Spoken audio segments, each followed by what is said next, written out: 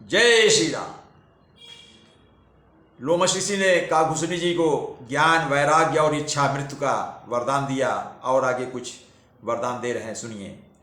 काल कर्म गुण दोष सुभाऊ, कछु दुख तुम्हें न व्यापी ही काऊ। राम रहस्य ललित विधि नाना, गुप्त प्रगट इतिहास पुराना।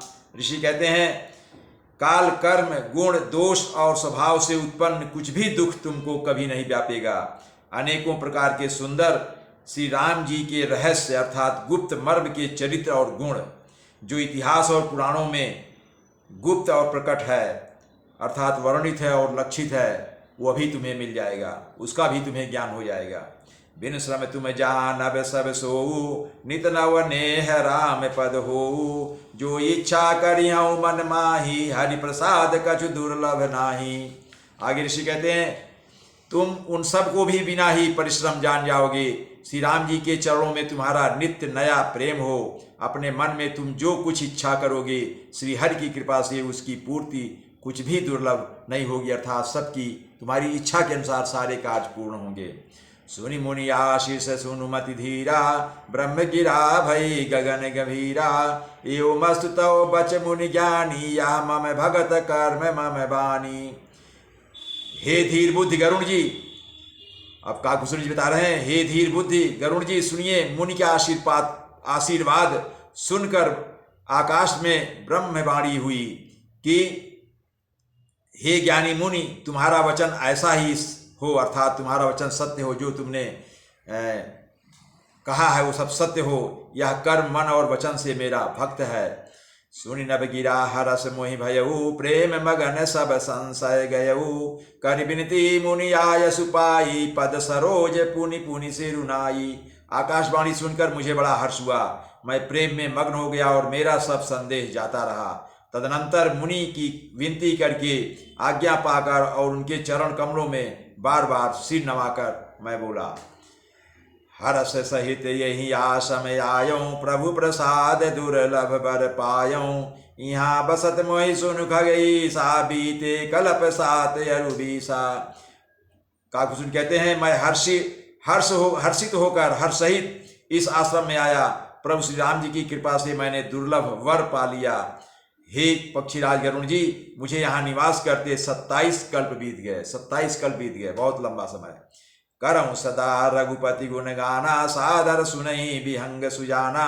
जब जब अवधपुरी रघुबीरा, धरई भगत हित मनुज शरीरा। मैं यहाँ सदा श्री रघुनाथ जी के गुणों का गान किया करता हूँ और चतुर पक्षी उसे आदर पूर्वक सुनते हैं। अयोध्यापुरी में जब जब श्री रघुवीर भक्तों के हित के लिए मनुष्य शरीर का धारण करते हैं, मैं वहाँ जाता हूँ। तब तब जाई रामपुर रहाऊँ, शिशु लीला बिलो की सुख लाऊँ। पुनि उर राखी राम शिशु रूपा, निज आश्रम आऊँ खग भूपा। हे गरुण जी, तब तब मैं जाकर श्री राम जी की नगरी में रहता हूँ, अयोध्यापुरी में रहता हूँ। जब भगवान वहाँ जन्म लेते हैं, अवतार लेते हैं, वहाँ रहता हूँ और प्रभु की शिशु लीला देख कर सुख प्राप्त करता हूँ। फिर हे पक्षीराज, श्री राम जी के शिशु रूप को हृदय में रखकर मैं अपने आश्रम में आ जाता हूँ।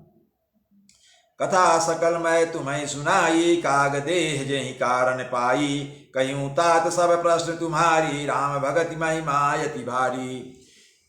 जिस कारण से मैंने कौवे की देह पाई, कौवे का शरीर पाया, वह सारी कथा आपको सुना दी। हे तात, मैंने आपके सब प्रश्नों के उत्तर कहे। आहा, राम भक्ति की बड़ी भारी महिमा है।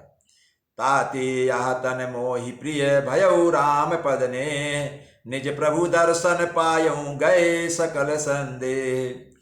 हे गरुण जी, मुझे अपना यह काक शरीर, ये कौवे का शरीर इसीलिए प्रिय है कि इसमें मुझे श्री राम जी के चरणों का प्रेम प्राप्त हुआ। इसी शरीर से मैंने अपने प्रभु के दर्शन पाए और मेरे सब संदेह जाते रहे, अर्थात मेरा संदेह, सारा मोह, सब मेरी सारी अज्ञानता दूर हो गई।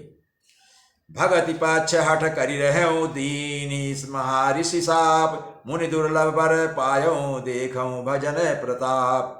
मैं हट करके अर्थात मैं जिद करके भक्ति पक्ष पर अड़ा रहा, जिससे महर्षि लोमश ने मुझे शाप दिया, परंतु उसका फल यह हुआ कि जो मुनियों को भी दुर्लभ है वह वरदान मैंने पाया। भजन का प्रताप तो देखिए, ये भजन की महिमा है कि जो मुनियों को दुर्लभ है वह मुझे वरदान मिल गया। भगवान राम को मैं अपने सगुण रूप में उनको देख लेता हूँ। जब वो बाल रूप में जन्म लेते हैं अवधपुरी, मैं जाता हूँ और उनको बाल रूप में मैं देखता हूँ। जय श्री राम।